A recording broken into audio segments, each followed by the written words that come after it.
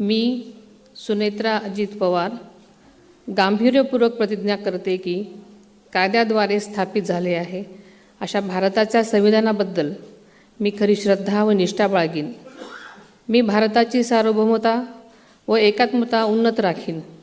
मी महाराष्ट्र राज्याची उपमुख्यमंत्री म्हणून माझी कामे निष्ठापूर्वक व सद्विवेक बुद्धीने पार पाडेन आणि संविधान व कायदा यानुसार सर्व तऱ्हेच्या लोकांना मी गांभीर्यपणे व निपक्षपातीपणे तसेच कोणाच्याही विषयी ममत्वभाव किंवा आकस न बाळगता न्याय वागणूक देईन.